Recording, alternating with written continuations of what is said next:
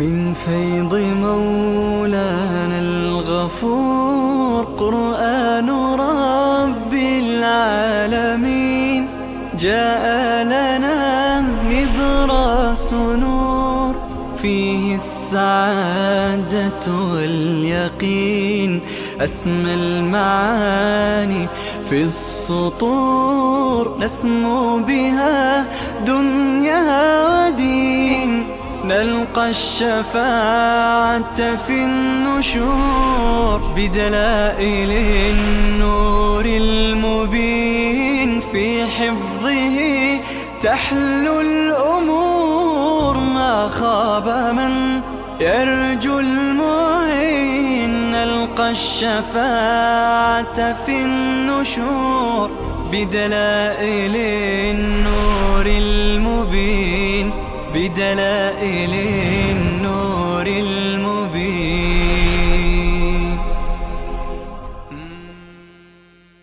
أعوذ بالله من الشيطان الرجيم. بسم الله الرحمن الرحيم. اقترب للناس حسابهم وهم في غفلة معرضون ما يأتيهم من ذكر من ربهم محدث إلا استمعوه وهم يلعبون لاهية قلوبهم وأسروا النجوى الذين ظلموا هل هذا إلا بشر مثلكم أفتأتون السحر وأنتم تبصرون. صدق الله. اللهم صل على سيدنا وشفينا حبيبنا وعلى آله وآله وسلم. سبحانك لا علم لنا إلا ما علمتنا إنك أنت العليم.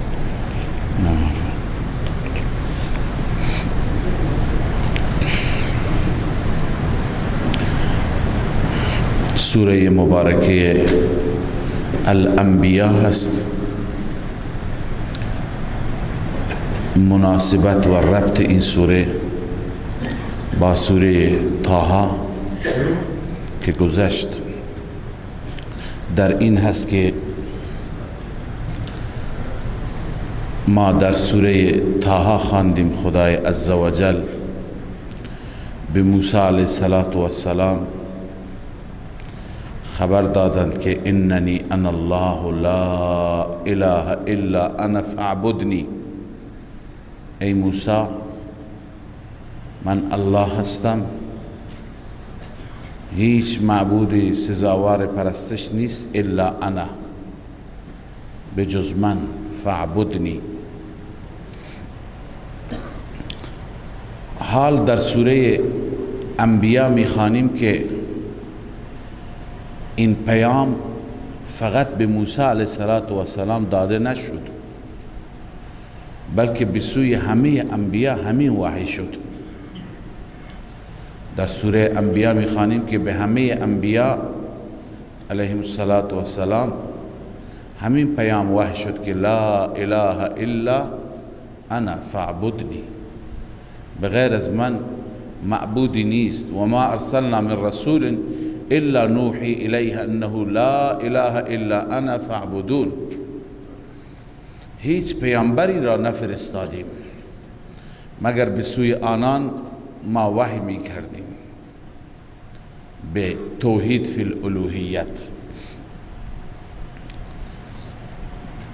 و برای اثبات این مدعا در این سوره ما دلائل متعدد میخوانیم، هم دلائل عقلیه میخوانیم هم دلائل نقلیه میخوانیم.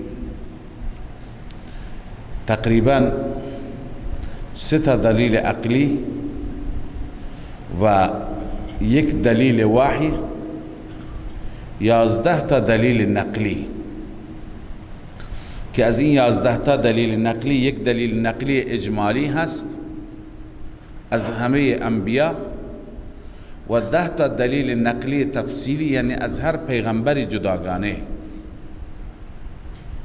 پس این سوره سوره انبیا هست، دلیل نقلی از انبیا بیشتر برای اثبات توحید در این سوره خوانده می شود. اما الله عزوجل سوره را آغاز می فرماید با سرزنش و توبیخ برای مردمی که از حساب و کتاب غافلند. ابتدا با ذکر قیامت و با ذکر حادثه بزرگ قیامت سوره آغاز میشه و زجر و توبیخ است بر منکرین قیامت، آن منکرینی که آنها از وقوع این حادثه بزرگ در غفلتند. می فرماید اقترب للناس حسابهم، نزدیک است برای مردم حسابشان.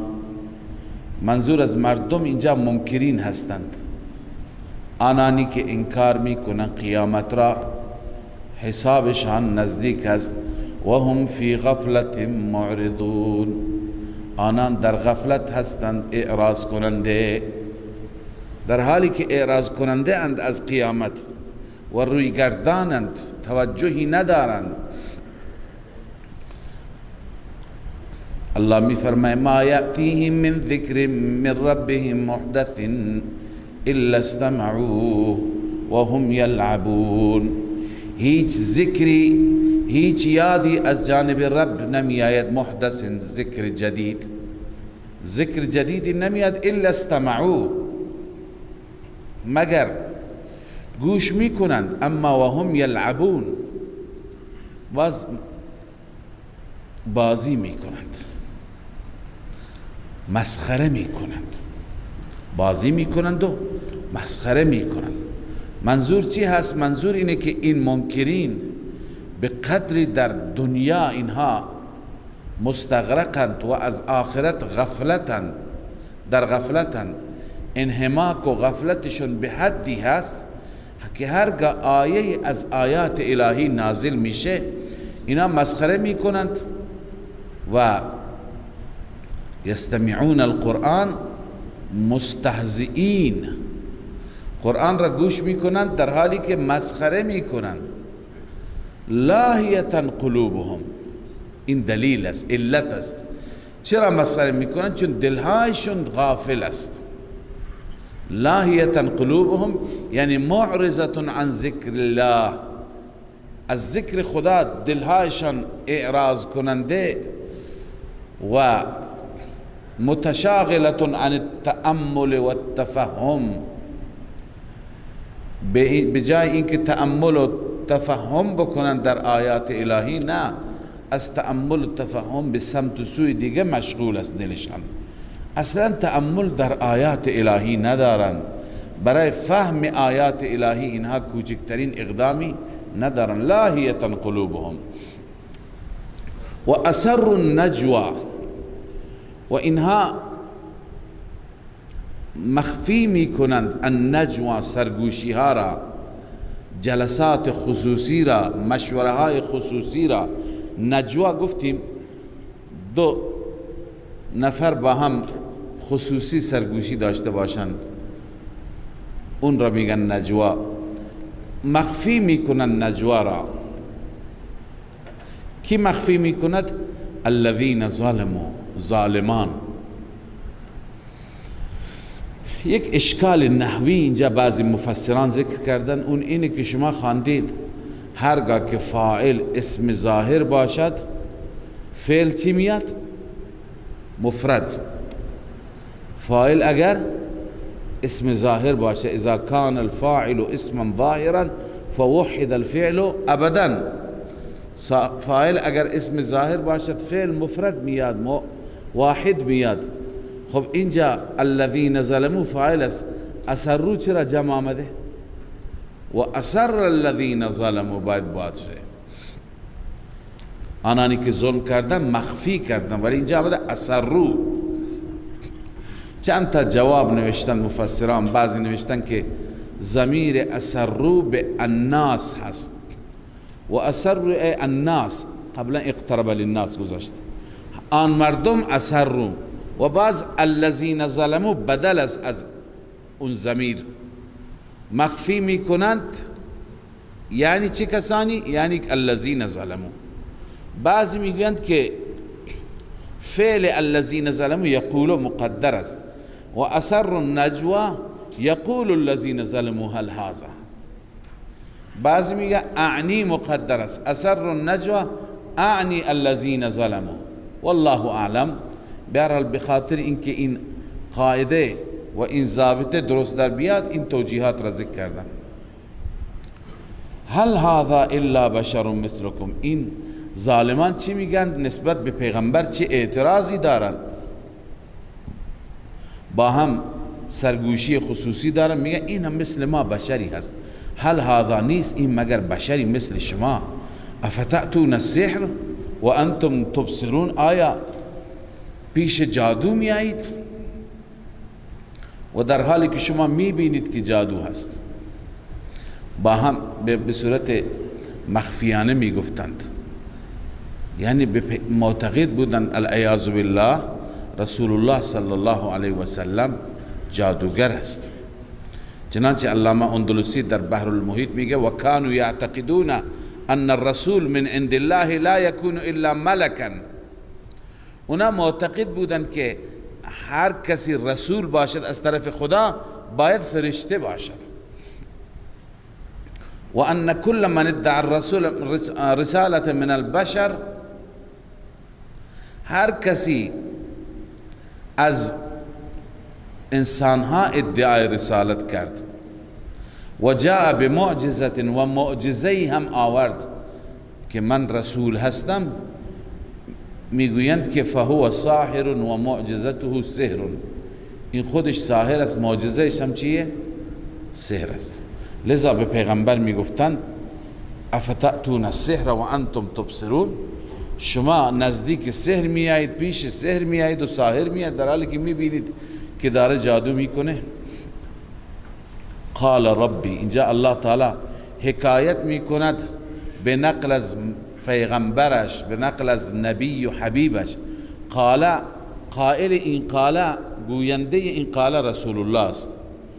قال ربی یعلم القول فی السماء والارض. اون پیامبر به آنان گفت، رسول به آنان گفت رب من میداند سخن را در آسمان و زمین. شما به صورت مخفی بگید، شما به صورت علنی بگید، الله میداند شما چی دارین میگی. و هو السمیع العلیم. دلیلش اینه که رب من سمیع هست، به هر چیز میشنود. العلیم لکل شیء، هر چیز را میداند. باز اونها رنگ عوض میکردند، هر بار یک چیزی میگفتند. یک بار گفتند سحر است، بل قالوا اضغاث احلام، بلکه آنها میگفتند این خوابهای پراکنده است که او میبیند. بل افتراه، یک بار میگفتند نه بلکه اون افترا کرده، از خود درست کرده. بل هو شاعر، بلکه این شاعر است. یک بار مفتری العیاذ بالله، یک بار شاعر، یک بار ساحر، هر بار یک چیزی میگفتند. و میگفتند مشرکان فلیأتنا بآیة کما ارسل الاولون. اگر واقعا پیغمبر هست از جانب خداست، آیه بیاورد مثل اینکه اولون فرستاده شدن. منظور از اولون چیه؟ عصای موسی و ناقه صالح امثال، یعنی مثل موسی چنان عصای معجزه‌گری بیاورد، مثل صالح شتری بیاورد. اگر واقعا پیغمبر است مثل آنان بیاورد. اما الله تعالی می فرماید مگر اونهایی که از موسی و از صالح اون معجزات را خواستن، اونها مگر ایمان آوردن که شما ایمان بیارید؟ ما آمنت قبلهم من قریة اهلکناها. ایمان نیاورد قبل از اینا هیچ قریه. اهلکناها، ایمان نیاوردند بعد از اینکه معجزات ظاهر شدند و ایمان نیاوردند. اهلکناها، ما آنان را هلاک کردیم.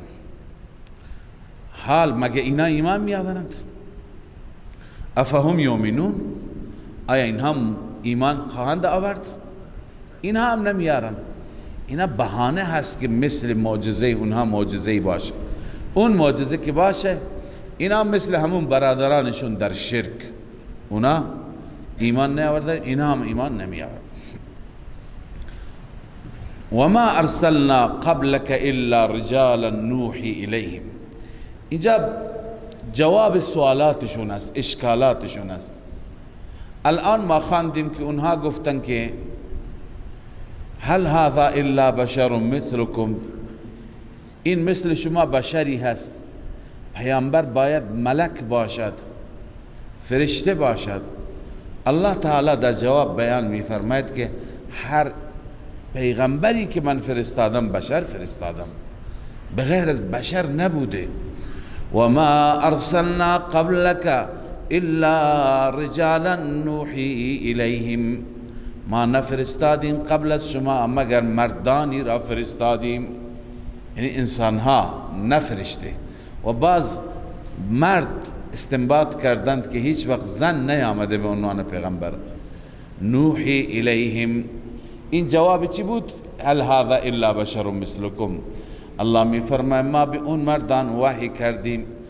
فاسألوا اهل الذکر ان کنتم لا تعلمون، اگر شما نمیدانید، علم ندارید، برید از اهل علم بپرسید. اهل الذکر یعنی اهل الکتاب، از اهل کتاب که علم دارند از اونها بپرسید آیا انبیاء گذشته فرشته بودند؟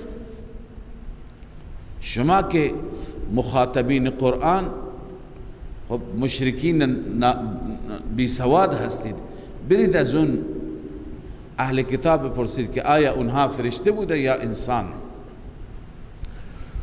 وما جعلناهم جسدا لا يأكلون الطعام وما كانوا خالدين. این جواب سوال دیگری هست. اونا می گفتن که ما لهذا الرسول يأكل الطعام و يمشي في الاسواق، چرا این پیغمبر نان میخوره، چرا تو بازارها میره؟ و دیگه این که اونها می گفتن که ما منتظر هستیم، بل نتربص به ریب المنون، ما منتظر مرگش هستیم، اون که بمیره. اشاره به پیغمبر میکردن دیگه دین ما محفوظ میشه. الله تعالی هر دو را جواب داد. اولا که ما در گذشته هم جسدهایی نفرستادیم که فقط اونها جسد باشن، لا یاکلون الطعام، غذا نخورند، نه، بشر بودن، نیاز داشتن، نیاز به خورد و نوش داشتن. این پیغمبر هم نیاز داره، انسان است، غذا خوردن که از نیازهای انسانی هست. این با نبوت هیچ تضادی ندارد. دوم اون که پیغمبران گذشته هم ما کانوا خالدین، همیشه نبودند. این پیغمبرم همیشه نمیماند. ولی الله میفرماید افئن مت فهم الخالدون، آیا اگر شما فوت کنید مگر این دشمنان شما همیشه میمانند؟ نه، انک میت و انهم میتون، هم برای شما موت هست هم برای آنان است. پس چرا اونها انتظار موت شما را دارند؟ مگر اونها خودشون نمی میرند؟ و ما جعلناهم جسدا لا یأکلون الطعام، ما اون پیامبران را جسد قرار ندادیم که غذا نخورند. و ما کانوا خالدین، و آنان همیشه نبودند، اونها هم برای مدت معینی آمدند. ثم صدقناهم الوعد، سپس ما آن وعده را صادق آمدیم، یعنی اون وعده را در اون وعده صادق و راست بودیم، وعده را محقق کردیم. فانجیناهم و من نشاء، ما اون انبیاء را نجات دادیم و آنانی که ما خواستیم. و اهلکنا المسرفین، ما هلاک کردیم، از بین بردیم مسرفین را، مشرکین را، آنانی که از حد گذشتند. لقد انزلنا الیکم کتابا فیه ذکرکم، حال ترغیب به سوی قرآن است. ای پیامبر ما نازل کردیم به سوی شما کتابی که فیه ذکرکم، در این کتاب ذکر شماست. ذکر چی؟ ذکر شخص مراد نیست. ذکرکم یعنی ذکر دینکم و احکام شرعکم. قرطبی گفته این کتابی که دین شما در این کتاب ذکر شده، شرع شما و احکام شرع شما در این کتاب ذکر شده، لذا ترغیب الی القرآن است.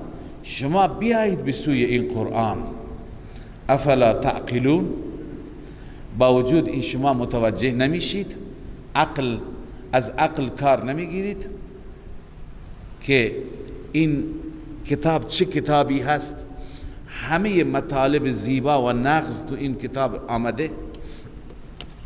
و کم قسمنا من قریة، از اینجا خداوند تخویف دنیوی بیان می فرماید که خلاصش اینه که این کتاب را که ما فرستادیم، اگر اینها به این کتاب عمل نکنند، به سوی این کتاب توجه نکنند، مثل پیشینیانی که بر آنان عذاب آمد، برای اینها هم عذاب خواهد آمد. لذا تخویف دنیوی است. کم قسمنا من قریة، چقدر قسمنا ای اهلکنا، قسم اصل در هم شکستن را میگویند. چقدر از قریه های گذشته ما در هم شکستیم، یعنی هلاک کردیم، نابود کردیم. چرا؟ این دلیلش است. کانت ظالمتن، که اهل این قریه ها ظالم بودند. بنویسی به دلیل کفر و شرک. ظالم بودنشون این بود که کفر و شرک کردند. اونها را ما در هم شکستیم، هلاک کردیم. و انشأنا بعدها قوما آخرین،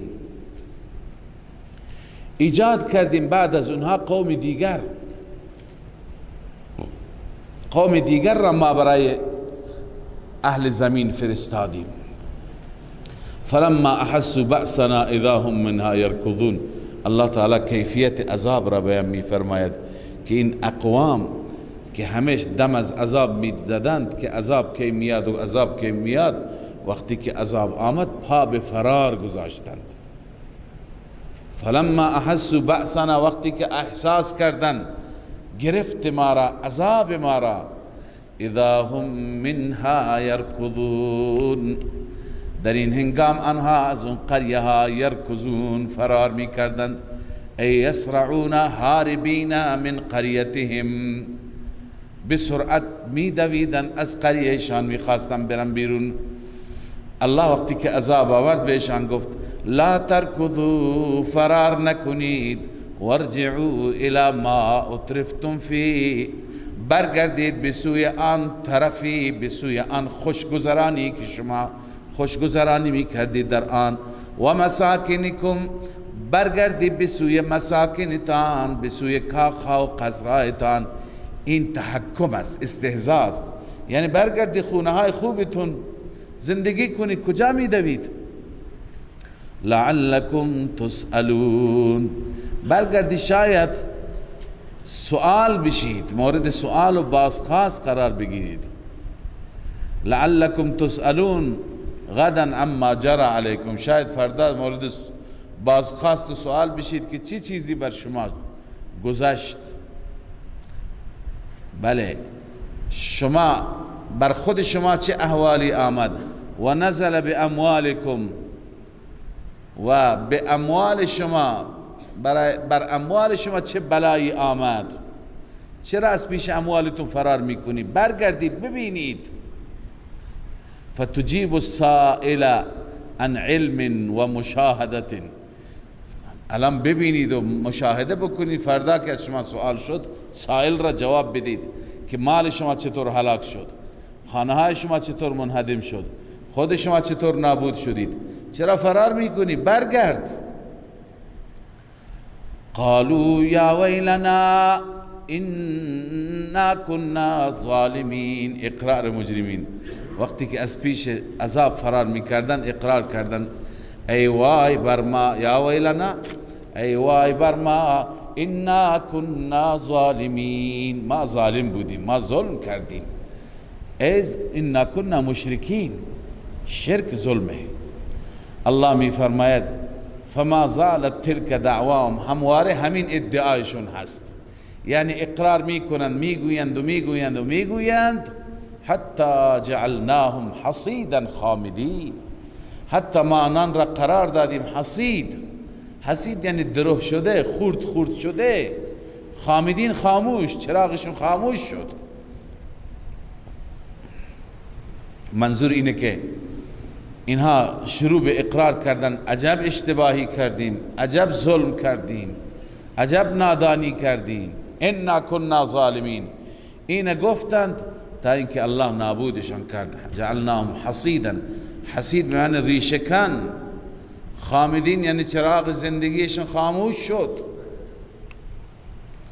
بله، هر کسی که خدا را برنجاند، خدا را ناراضی بکند، عذاب میاد. پس این نمونه عذاب. و کم اهلکنا من قریة، چقدر قریه ها را ما هلاک کردیم. بعد از ذکر عذاب اینها دلائل شروع میشه. این دلیل اول عقلی هست بر اثبات توحید. الله تعالی از پیدایش آسمان ها و زمین دلیل میگیرد که اینها را بیهوده پیدا نکردیم، عبث پیدا نکردیم. ما اینها را برای هدفی بزرگ پیدا کردیم.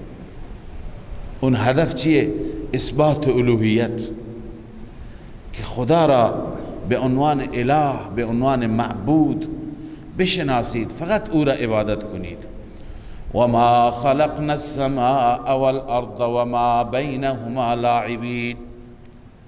ما خلق نکردیم، نیافریدیم آسمان و زمین و ما بینشان را لاعبین یعنی بیهوده، بیکار، بیهوده نیافریدیم. لو اردنا ان نتخذ لهوا لاتخذناه من لدنا. اگر ما اراده می کردیم اینکه ان نتخذ لهوا بگیریم بیهودگی، یعنی ما بیهوده پیدا کنیم، بیکار باشیم و برای لهو و لعب پیدا بکنیم، لاتخذناهم من لدنا، ما قرار می دادیم اون را پیش خودمان، یعنی از جانب خودمان. به چه معنی؟ یعنی پیش خود نگاه می داشتیم، به کسی علم اون را نمی دادیم، علم آسمان و زمین را. فقط اگر برای بیکاری و بیهودگی بود، علیاذ بالله، ما پیش خود نگاه می داشتیم، نه اینکه به همه علم پیدایش آسمان ها و زمین بدیم و انبیا را هم بفرستیم که برای مردم بیان بکنند. خب انسان اگر کار بیهوده‌ای بکند، بیجای بکند، سعی میکنه خودش سرگرم بشه، کسی دیگه متوجه نشه. لذا اینکه الله تعالی همه عالم را پیدا کرد، به همه عالم فهماند، آسمان و زمین را من پیدا کردم، انبیا را هم فرستاد. اگر ما کار بیهوده‌ای میکردیم، ما پیش خودمان نگاه میداشتیم، بقیه را اطلاع نمیدادیم. لذا انا كنا فاعلین، ان كنا فاعلین، اگر ما این کار را میکردیم، یعنی اگر ما به خاطر لهو و بیهودگی پیدا میکردیم پیش خودمان، ولی نه، ما زمین و آسمان را پیدا کردیم، انبیا را هم فرستادیم تا اینکه به وسیله حق باطل را نابود کنیم. بل نقذف بالحق على الباطل، بلکه ما میزنیم با حق، یعنی الذی هو التوحید، علی الباطل، بر باطل که شرک است، فیدمغه، اون را میشکند. ببینید اینجا مثال جالبی برای حق و باطل زده. باطل را به یک کلوخ تشبیه داده، به یک، عرض کنم که چیزی که خام هست، و حق را به چیزی که سخت است. خب به وسیله سنگ، مثلا حق را به سنگ تشبیه داده. سنگ وقتی که با یک کلوخ برخورد بکند اون را میشکند، اما سنگ هیچ چیز نمیشه، او را میشکند، او را متلاشی میکند.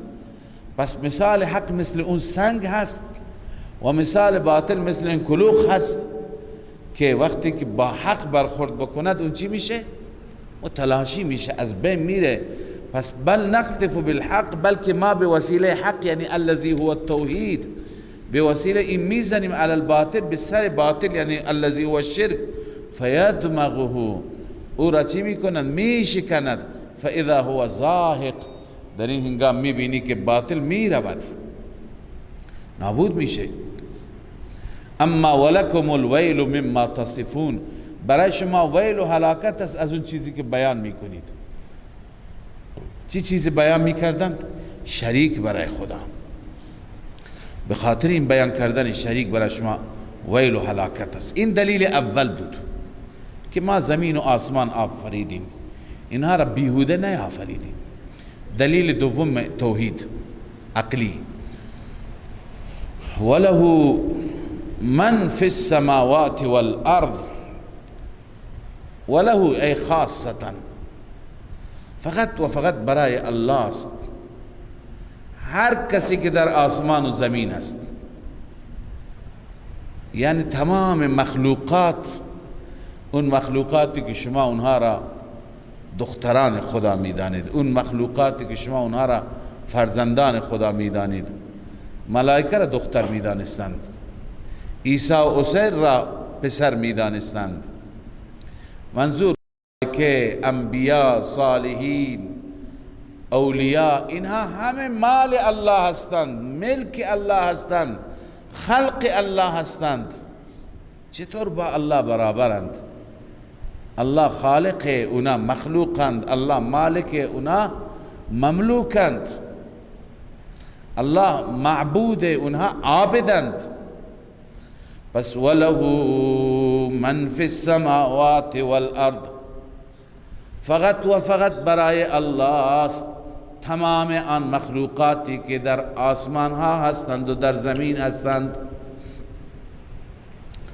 بله، همه بنویسی خلقا و ملکا و تصرفا، همه مال خدا است از نظر خلق یعنی مخلوق خدا، همه مال خدا هستند، ملکن یعنی از نظر مملوک خدا هستند، و همه در تصرف الله هستند. الله به هر صورت بخواد بر میگرداند. علامه آلوسی اینجا نوشته وله تعالی خاصتا جمیع المخلوقات، تمام مخلوقاتی که در زمین و آسمان هستند فقط برای الله هستند، خلقا و ملکا و تدبیرا و تصرفا. از نظر خلق او آفریده، از نظر ملک مال او هستند، از نظر تدبیر هر تدبیر او می کند، از نظر تصرف هر تصرفی که او در این مخلوقات می کند، احیاء و اماتتا، از نظر زنده کردن و میراندن هر کدوم را زنده می گذارد، هر کدام را می میراند، و تعذیبا و اصابتا، از نظر عذاب دادن هر کدوم را بخواد عذاب میده، هر کدوم را بخواد ثواب میده. من غیر ان یکون لاحد فی ذلک دخلا ما، بغیر از اینکه احدی در این رابطه دخالتی داشته باشه، هر نوع دخالتی، استقلالا ولا استتباعا، چه به صورت مستقل چه به صورت تابع یعنی غیر مستقل، هیچ کسی تصرفی ندارد، فقط الله دارد. یعنی از غیر الله هر نوع تصرف را نفی می کند. لذا الله می فرماید وله من فی السماوات والارض، فقط برای الله است تمام آن مخلوقاتی که در آسمان و زمین هستند. خب سوال میشه که فرشتگان مگر کارها را به جا نمی آورند، انجام نمی دهند؟ فالمدبرات امرا، امور را تدبیر نمی کنند؟ الله می فرماید اون فرشتگانی که پیش خدا هستند اونا خودشون عبادت خدا می کنند، لا یستکبرون عن عبادته، از عبادتش ذره تکبر ندارند، اونها عابدند نه اینکه معبود. و من عنده، آن فرشتگان مقربی که نزد الله هستند، لا یستکبرون عن عبادته، آنان تکبر ندارند از عبادت الله، ولا یستحسرون، آنها خسته نمی شوند، یسبحون اللیل و النهار، تسبیح میگویند شب و روز، لا یفترون، خسته نمیشوند از تسبیح، از تسبیحات هرگز خسته نمیشوند. بله، لا یستحسرون، خسته نمیشن. یسبحون اللیل و النهار، شب و روز تسبیح میگن. لا یفترون، ضعیف نمیشن. فتور و ضعف، سستی تو اونها نمی آید. مثل ما نیستن یک لحظه ذکر میکنیم یک لحظه دیگه سست میشیم، بیحال میشیم. اونا نه. ام اتخذوا آلهة من الارض هم ینشرون. حال الله تعالی زجر و توبیخ بیان میکند. انسان ها با وجود این دلائل بعضم غیر خدا را به عنوان معبود گرفتند. آیا این معبودان باطل می توانند که اونها را از قبرها بلند کنند؟ یعنی قدرت دارند؟ انسان کسی را به عنوان خدا و معبود انتخاب کند که او قدرتمند باشد. این معبودان همین اندازه قدرت دارند؟ ام اتخذوا آلهة من الارض، اما آیا گرفتن آلهه از زمین، خدایانی از زمین انتخاب کردن، این خدا و اون خدا.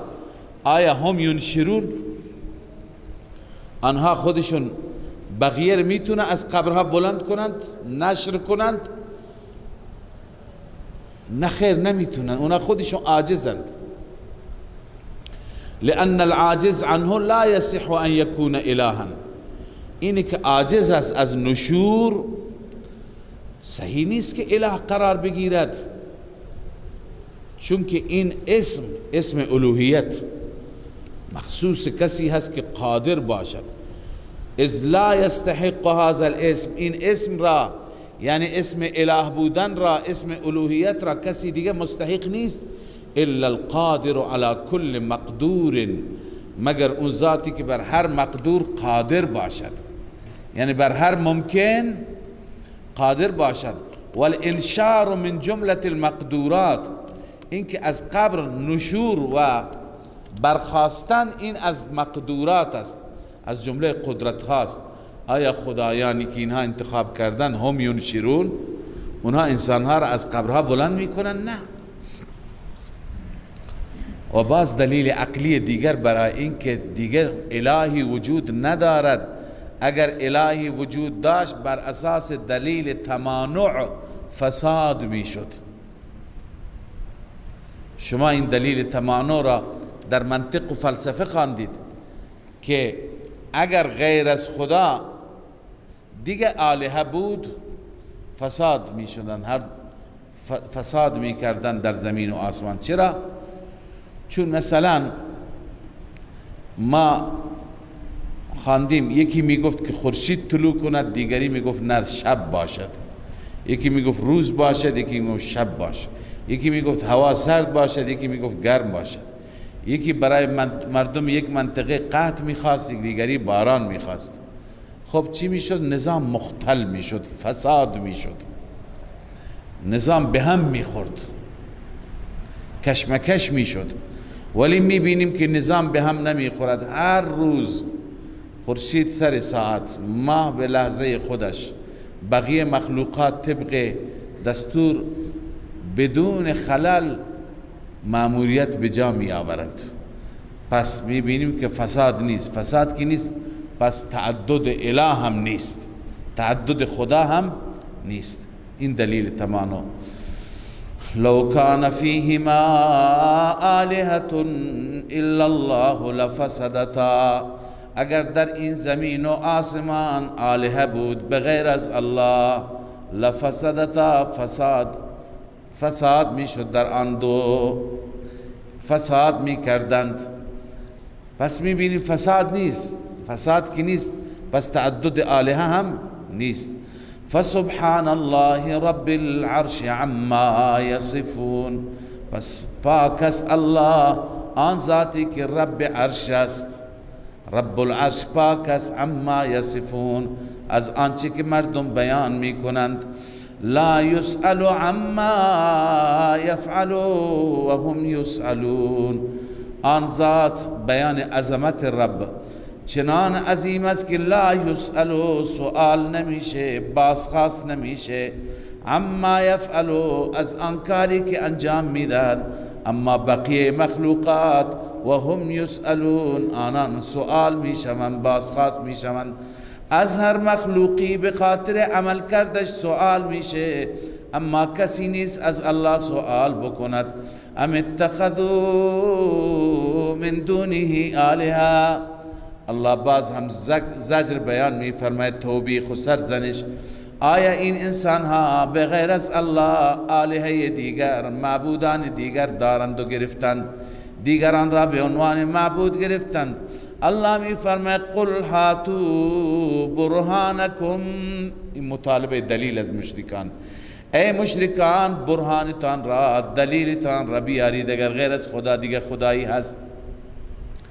منظور اینه که برای اثبات الوهیت غیر الله یک دلیل عقلی یا نقلی یا وحی بیارید که هیچ کدوم را نمیتونستن بیارند. وقتی که هیچ کدوم را نمیتونستن بیارند، مثل این دلائل که الله فرمود وما خلقنا السماء والارض، یا وله ما فی السماوات، یا لو کان فیهما آلهة، اینا هم دلائل عقلی بود. یا دلیل نقلی بیارید، مثل این که الان خدا میارد همه انبیاء چه دعوتی داشتند؟ لا اله الا الله. شما دلیل نقلی بیارید، نمیتونن بیارن. هذا ذکر من معی و ذکر من قبلی. ای پیامبر بگو که این ذکر کسانی هست که با من هستند. این یعنی این قرآن، این موضوع یا این قرآن پند و اندرزی هست برای صحابه‌ای که با من هستند. ذکر من معیه، من معیه یعنی صحابه، اونایی که با منند. و ذکر من قبلی، ذکر پیشینیان هست. بل اکثرهم لا یعلمون، بلکه اکثرشان یقین نمی کنن، باور ندارند. لا یعلمون الحق، حق را نمیدانند. ای لا یستیقنون الحق، حق را یقین ندارند. فهم معرضون، پس اینها از قبول توحید اعراض کننده اند. اعراض کننده از چی هستند؟ از پذیرش توحید، در حالی که همه انبیاء برای اثبات توحید آمدند. الان شما دلایل عقلی خواندید، حال دلایل نقلی اجمالی از همه انبیاء بخوانید.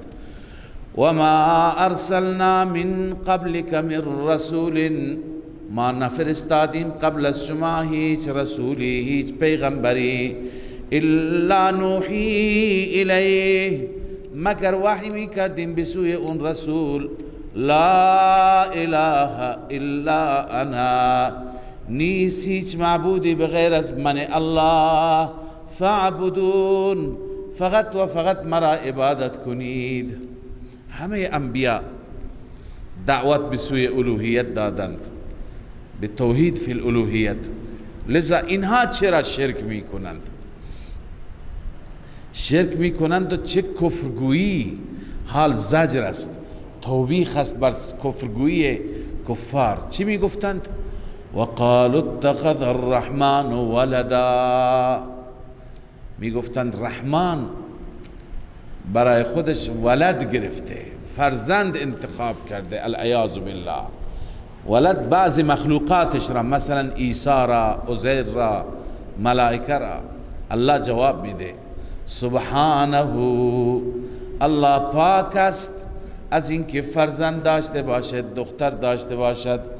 بل عباد مکرمون، بلکه همه آنهایی که شما ادعا میکنید بندگان مکرم و معزز الله هستند.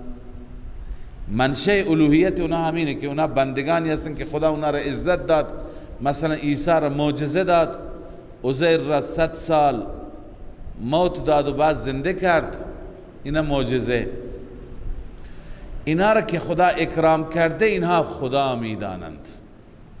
لا یسبقونه بالقول، همه اینها حتی انبیاء و فرشتگان لا یسبقونه بالقول، چنان از خدا، از ذات الله ترسان و لرزانند، چنان ترسان و لرزانند که یک کلمه جلوی الله و در محضر الله اونها نمیتونن بگن، سبقت بالقول نمی کنند. لا یسبقونه بالقول، منظور از لا یسبقونه بالقول بعضی گفتن عدم مخالفت قولی. اونا حتی با خداوند از نظر قول هیچ مخالفت نمیتونن بکنن، هر چی خدا بگه میگن چشم. و هم به امره یعملون، این عدم مخالفت فعلی است. اون عدم مخالفت قولی بود، این عدم مخالفت فعلی. آنها به امر الله عمل میکنند، هر چی که الله بگن انجام میدند. بس چطور اینا با خدا برابرند؟ نه خدا نیستند، اینا بندگان خدا هستند، عباد الله هستند. یعلم ما بین ایدیهم و ما خلفهم، الله میداند آنچه که جلوی آنها است و آنچه که پشت سر، یعنی از گذشته و از آینده الله میداند. اینها نمیدانند، این فرشتگان انبیا. ولا یشفعون، خب شفاعت نمی کنند. الله می فرماید ولا یشفعون، شفاعت نمی کنند الا لمن ارتضى، مگر لمن ارتضى، برای کسی که الله راضی باشد. برای چه کسی الله راضی میشه؟ عن ابن عباس من قال لا اله الا الله، برای کسانی راضی میشند الله که اونها موحد باشند. انبیا برایشون سفارش میکنند، فرشتگان میکنند. و هم من خشیته مشفقون، از خوف الله عزوجل در ترس باشند. مشفقون یعنی بترسند، برای اونها شفاعت میکنند، نه اینکه برای مشرکان. و من یقل منهم انی اله من دونه فذلك نجزیه جهنم. الله میفرماید اینا اگر چنین اظهاری بکنن خودشون محکوم میشند. حتی پاکان مقربان که نمیگن اونها. و من یقل منهم، هر کسی بگوید از آنان انی اله من دونه، من معبودم بغیر از خدا، ای مع الله ابن کثیر، منم یکی از معبودان همراه خدا. الله میفرماید هر کسی ادعا بکنه فذلک نجزیه جهنم، این فرد را، این مدعی را ما پاداش میدیم، جزا میدیم، جزایش جهنم است. كذلك نجزی الظالمین، ای المشرکین، مشرکان و ظالمین را اینگونه ما به کیفر اعمال میرسانیم. هر کسی ادعای الوهیت بکند دیگه تمامه. کجا انبیاء من ادعا میکنند؟ کجا فرشتگان ادعا میکنند؟ نمیکنند. خب ببین این دلیل نقلی از انبیاء در لابلای دلیل عقلی آمد. این یک دلیل نقلی اجمالی بود، 10 تا دیگه دلیل نقلی تفصیلی از انبیاء تک تک ما میخوانیم. اما بازم دلیل سوم توحید عرض کردم که چند تا دلیل عقلی هستن، 3 تا، این سومی هست. الله تعالی بازم از آسمان ها و زمین دلیل بیان می کند. اولم یر الذین کفروا ان السماوات والارض كانتا رتقا ففتقناهما، آیا کفار ندیدند، نمی بینند که آسمان ها و زمین رتق بودند؟ رتق به معنی بند، یعنی مسدود بودند، بند بودند. ففتقناهما، ما باز کردیم. ببینید 2 تفسیر داره. ابن عباس رضی الله عنهما، حسن بصری و جمهور این تفسیر را کردند که بند بودن آسمان به معنای باران نیامدن، بند بودن زمین کنایه از چی هست؟ نرویدن گیاه و علف و سبزی. آسمان بند بود یعنی هیچ باران نمی آمد. زمین بند بود یعنی هیچ چی از زمین، از دل زمین بیرون نمی آمد، نمی روید. ما باران دادیم، آسمان را باز کردیم، یعنی از اونجا رحمت ها سرازیر شد. زمین را باز کردیم یعنی چه؟ تمام سبزیجات و علفزارها و گیاها و بوته ها از زمین رویدن شروع کرد. پس به این معنا هست بند شدن و باز شدن. پس ما نازل کردیم، ما رویاندیم. این یک تفسیر. بعضی معتقدن اشاره به ابتدای آفرینش دارد. آسمان و زمین بند بودن به این معنی که وجود نداشتند، نبودند. ففتقناهما یعنی ما به وجود آوردیم. ففتقناهما یعنی چی؟ ما به وجود آوردیم. چنانچه آلوسی همین تفسیر را نوشته: الم یعلموا ان السماوات والارض کانتا معدومتین. اینا مگر نمیدانند که آسمان و زمین معدوم بودن، یعنی وجود نداشتند. ففتقناهما یعنی فاوجدناهما، ما آنها را به وجود آوردیم.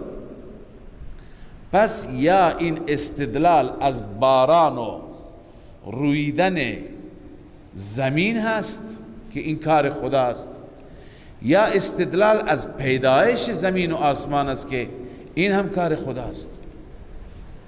علی ای حال دلیل هست. الله می فرماید: وجعلنا من الماء كل شيء حی. از آب هر چیزی را زنده کردیم. به چه معنا؟ اینجا هم دو تفسیر هست.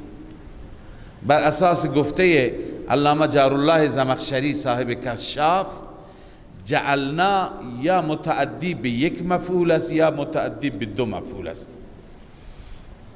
اگر متعدی به یک مفعول باشد معنای آیه میشه وجعلنا من الماء كل شيء، یعنی ما هر حی و هر حیوان را از آب پیدا کردیم. ما هر حی و هر حیوان را از آب پیدا کردیم. وجعلنا من الماء كل شيء حی. چنانچه در جای دیگه آیه‌ای هست به همین معنی: والله خلق كل دابة من ماء. والله خلق كل دابة من ماء. هر دابه، هر موجود زنده را الله از آب پیدا کرد. پس وجعلنا من الماء كل شيء حي، یعنی وجعلنا من الماء كل حیوان حی. به این معنی هست. اینجا جعلنا متعدی به یک مفعول. اما اگر متعدی به دو مفعولش بکنیم میشه وجعلنا من الماء ای سیرنا كل شيء حی بسبب الماء. هر چیز زنده را ما قرار دادیم به سبب آب، یعنی آب مایه هر حیات است، هر زنده هست. هر جاندار را به وسیله آب زنده کردیم. بله. افلا یؤمنون، آیا اینها ایمان نمی آورند به توحید من؟ غیر از من کی این کارها را می کند؟ به توحیدی جلاله نوشته. افلا یؤمنون به توحیدی. وجعلنا في الارض رواسي ان تمید بهم، ما قرار دادیم در زمین رواسی میخای، یعنی کوههای ثابت، جبال ثوابت. ان تمید بهم ای لئلا تمید بهم، تا اینکه زمین را زائل نکند، زمین را نلرزاند نلغزاند. کوه گذاشتیم برای استحکام زمین. وجعلنا فيها فجاجا سبلا، و قرار دادیم در این زمین راههای وسیع، مسالک واسعه، راههای وسیع. لعلهم یهتدون، شاید این انسان ها هدایت بشند، یعنی راهنمایی بشند، به منزل مقصود برسند. وجعلنا السماء سقفا محفوظا، ما قرار دادیم آسمان را سقف محفوظ. از چی محفوظ است؟ من السقوط. هر چیزی که بالای سر باشه احتمال افتادنش است، اما این سقف محفوظ است از هیچ روز انسان ها دغدغه نداشت یک وقتی آسمان نیفته، چنان مطمئنن، محفوظ است از سقوط. و هم عن آیاتها معرضون، اما این انسان ها از آیات الهی اعراض کننده هستند. ای لا یتعمقون ولا یعتبرونها، در آیات فکر نمی کنند، تعمق نمی کنند، عبرت نمی گیرند، درس نمی گیرند. و هو الذی خلق اللیل والنهار، الان آیات سماوی. الله آن ذاتی هست که شب را آفرید، روز را آفرید، و الشمس ماه را، والقمر خورشید را و ماه را، کل فی فلک یسبحون، هر یکی از ماه و خورشید در فلک خودش یسبحون سیر می کند، هر یکی سیر می کند، مرحله خودش را می گذراند، مرحله به مرحله.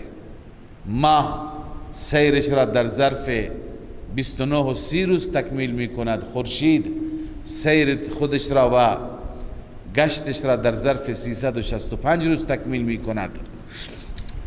خب بعضم زجر برای مشرکان الان خواندیم، اونا می گفتن که این پیغمبر که بره، قالوا نتربص به ریب المنون، ما منتظر هستیم حوادث زمان بیاید محمد را ببرد، منظور فوت کند.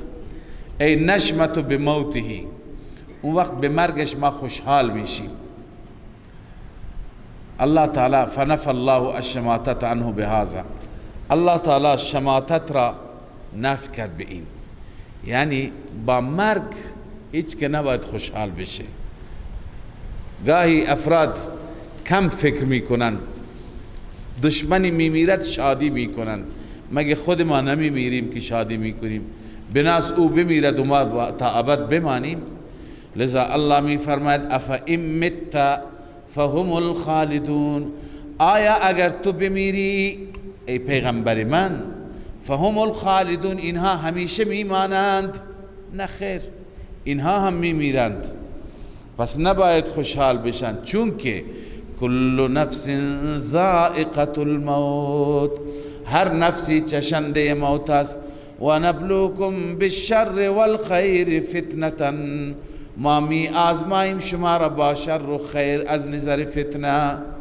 شر یعنی هر چیزی که خلاف مزاج انسان، خلاف طبیعت انسان، مثل مریضی، مثل فقر، مثل مشکلات. والخیر هر چیزی که موافق مزاج انسان باشد، صحت، سلامتی، غنا، توانگری، پولداری، اینها با اینها شما را امتحان میکنیم. پس یکی امتحانش امتحان عسره، یکی امتحان یسره، یکی امتحانش امتحان نعمت، دیگری امتحانش امتحان نقمت، مصیبت. لذا الله می فرماید ما می آزماییم شما را بالخیر و بالشر والخیر، از نظر فتنه و امتحان. و الینا ترجعون، فقط به سوی ما برگردانده می شوید. و اذا رآک الذین کفروا ان یتخذون، بازم زجر برای مشرکان. الله می فرماید هرگاه تو را ببینند ای پیغمبر من، کسانی که کفر کردن، ان یتخذونک الا هزوا. بعضی میگن درباره ابو جهل بود. ابو جهل پیغمبر را دید، گفت که مسخره کرد، گفت اهذا الذی یذکر آلیهتکم، این مرد هست که خدایان شما را یاد میکند، از اونها بدگویی میکند. اهذا الذی یذکر آلیهتکم، آیا همین است؟ لذا الله میفرماید و هم بذکر الرحمن هم کافرون، آنها نسبت به ذکر رحمان منکرن. ذکر رحمان چیه؟ قرآن است، قرآن ذکر الله است. اونها کافرن، منکرند. خلق الانسان من عجل، انسان عجول آفریده شده. انسان تدبر نمی کند که به حق بیندیشد، بلکه برای هر کاری عجول است، عذاب میخواد. سأریکم آیاتی فلا تستعجلون، ان قریب آیاتم را به شما نشان میدهم ای انسان ها عجله نکنید. اونا چه عجله میکردند؟ و یقولون متى هذا الوعد ان کنتم صادقین، آنان میگفتند این وعده کی هست اگر شما راست میگویید. الله می فرماید اگر اینها کیفیت عذاب را می دانستند برای عذاب اینطور عجله نمی کردند، مطالبه نمی کردند، نمی خواستند. لو یعلم الذین کفروا، اگر می دانستند کسانی که کفر کردند چرا؟ عذاب را.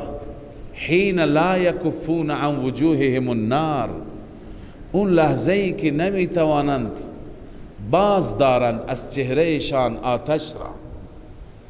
لا یکفون یعنی لا یدفعون. عذاب شعله میزند، زبانه میکشد، چهرهشان را میسوزاند که اونها دفع میکنند از چهرهشان ولی نمیتونند دفع کنند. ولا عن ظهورهم، نه از پشتشان، یعنی از جلو از پشت اینها را عذاب محاصره کرده، جای فراری ندارند. اگر اینها اون صحنه را میدیدند میدانستند هیچ وقت نمیگفتند عذاب کی میاد. ولا هم ینصرون، آیا در اون هنگام خدایان کمکشون نمی کند؟ نفی شفاعت، نه آنها یاری نمی شود، نصرت نمی شود. بل تأتیهم بغتة، بلکه آن عذاب ناگهان می آید. فتبهتهم، آنها را بهت زده می کند. بعضی علما تفسیر کردن تحیرهم، آنها را حیران می کند، بهت زده می کند. فلا یستطیعون ردها، آنها نمی توانند آن عذاب را رد کنند، برگردانند. ولا هم ینظرون، و نه آنها مهلت داده می شوند، ناگهان آن عذاب به سراغشان می آید. لذا اینها وقتی که عذاب را ببینند اون وقت عجله نمی کنند چرا عذاب زود نیامد و نمیاد. الله تسلی میده حبیب خودش را، نگران نباش، انبیاء گذشته را هم مسخره کردند. ولقد استهزئ برسل من قبلک، همانا استهزاء شد نسبت به رسول و پیامبر قبل از شما بودند، اما بعد از اینکه مسخره کردند و عذاب خواستند. فحاق بالذین سخروا، فرود آمد، نزول کرد به آنانی که مسخره کردند، منهم، آن رسول را، ما کانوا به یستهزئون، آن عذابی که آن عذاب را استهزا می کردن، مسخره می کردن، عذاب آمد. لذا اینها را هم بگو عذاب میاد. این دو تا دلیل بودند. عرض کردم ابتدا که 3 تا دلیل هستند، 4 تا دلیل هستند، 3 تا نیستند، 4 تا دلیل عقلی. این دلیل 4م عقلی هست بر توحید. قل من یکلؤکم باللیل والنهار من الرحمن، الله می فرماید شب و روز چه کسی هست که شما را نگهبانی می کند؟ من یکلؤکم، چه کسی؟ کلأ میگویند به عهده گرفتن و به ذمه گرفتن، حفاظت کردن. من الرحمن یعنی من عذاب الرحمن. اگر عذاب الله شب بیاد، روز بیاد، چه کسی شما را حفاظت می کند؟ ببین گفته من عذاب الرحمن، از یک طرف عذاب، از یک طرف صفت الرحمن. باید میگفت از عذاب القهار، عذاب الجبار، ولی چرا عذاب الرحمن گفت؟ به این دلیل که رحمان است عذاب نمیاد. این مهلت دادن، این تأخیر عذاب، این نیامدن عذاب به دلیل مهربانی او هست، او مهربان است. بل هم عن ذکر ربهم معرضون، زجر است، توبیخ. بلکه این انسان ها از ذکر ربشان یعنی از توحید پروردگار اعراض کننده هستند، پشت میدهند به توحید. الله تعالی بازم زجر و توبیخ و تشریح من یکلؤکم، کی شما را حفاظت می کند؟ چه کسی هست؟ ام لهم آلهة تمنعهم من دوننا، آیا برای آنان خدایانی هست، معبودانی هست، تمنعهم، آنها را مانع بشه، ای تمنعهم من العذاب، من دوننا، غیر از ما، آیا دارند؟ نه خیر. اون معبودانی که اینها می پرستند، اون افرادی که اینها ندا می کنند، اونها خودشون را نمیتونن کمک کنند، چه برسه به اینها. لا يستطيعون نصر انفسهم، ای لا یستطیع الالهة المزعومه، آلهه‌ای که اینها گمان دارند نمیتوانند نصر انفسهم، خودشان را کمک کنند، ولا هم منا یسحبون، و نه آنان از جانب ما مصاحبت میشوند، همراهی میشوند، یعنی از جانب مصاحبت و رفاقت و همراهی نمیشوند که خودشون را حتی حفاظت کنند. بل متعنا هؤلاء و آباءهم، الله می فرماید بلکه ما بهره دادیم، استفاده دادیم، مهلت دادیم اینها را و پدرانشان را، حتی طال علیهم العمر، حتی که عمر یعنی زندگی طولانی شد، منظور اینه که در تنعم و تعیش، در عیب و نوش اینها طولانی بسر کردند. افلا یرون انا نأتی الارض ننقصها من اطرافها، آیا آنان نمی بینند که ما پیش زمین می آییم هر وقت، ننقصها من اطرافها، ما زمین را کم می کنیم از اطراف زمین، افهم الغالبون، آیا اینها غالبه یا ما؟ ببینید این آیه را شبیه این آیه را خواندیم، اما در سوره مدنی خواندیم. این سوره مکی هست. آیا اونها نمی بینند که ما هر روز زمین می آییم، زمین را کم می کنیم؟ زمین را کم می کنیم به چه معنا؟ به این معنا که روز به روز شهرها فتح میشه، بلاد فتح میشه، اضافه میشه و ارض کفر کم میشه، ارض کفر نقصان پیدا میکند. یعنی امروز این شهر ایمان آورد، فردا اون شهر ایمان میاره، همینطور روز به روز کم میشه. این دلیل قدرت ماست. خب اگر این تفسیر را بکنیم، چنانچه تفسیر خازن کرده، اول تفسیر خازن میخوانم. افلا یری هؤلاء المشرکون، آیا این مشرکان نمی بینند آثار قدرتنا فی اتیان الارض، آثار قدرت ما را در آمدن زمین؟ افلا یری هؤلاء المشرکون آثار قدرتنا فی اتیان الارض، این که ما به زمین می آییم. چطور؟ من جوانبها، از جوانب زمین، به اخذ الواحد بعد الواحد، که یکی را میگیریم بعد از یکی دیگه. یعنی این روستا مسلمان شد، اون روستا مسلمان شد، اینم جزء قلمرو اسلامی، اونم جزء قلمرو اسلامی. و فتح البلاد والقرى مما حول مکه، اطراف مکه شهرها فتح شد، قریه ها فتح شد. و ادخالها فی ملک محمد صلی الله علیه وسلم، فی ملک محمد، در ملک و پادشاهی محمد همه آمدن. تفسیر خازن. خب اگر این تفسیر درست باشد، اون وقت با مشکل تعارض مواجه میشیم که این سوره مکی هست. این زمان جهاد نازل نشده بود که بگیم روز بروز شهرها فتح شدند. علامه سیوطی رحمه الله در الاتقان وقتی که به این مشکل برخورده گفته این آیات مدنی هستند. این آیات به آیات درسته سوره مکیه، اما این آیات به آیات مدنی میخورد که روز به روز سرزمین ها کم میشوند. این در مدینه گفته شد. اما خدمت شما عرض کنم که اگر آیات مدنی نباشند، هم مکی باشند، هم میشه جور کرد این را به نوعی. چطور؟ ببین هر روز زمین کم میشه، سرداران کفر میمیرند، از بزرگان کفر هر روز میمیرند. خب کم میشن اونها دیگه. و بعض اطراف هستند هر روز در همون زمان مکه که ایمان می آوردند، بعضی از قبایل، بعضی از مردم، بعضی از شهرها. حتی مثلا مدینه ایمان آورد، اهل یثرب، اهل مدینه دیگه کم شد از سرزمین شرک. اهل حبشه ایمان آوردند، نجاشی و غیره، اینا مسلمان شدند، از بلاد شرک کم شد. بس در همون صورتی که آیات مکی باشند هم توجیه دارد. افهم الغالبون، آیا اینها غالبند یا ما؟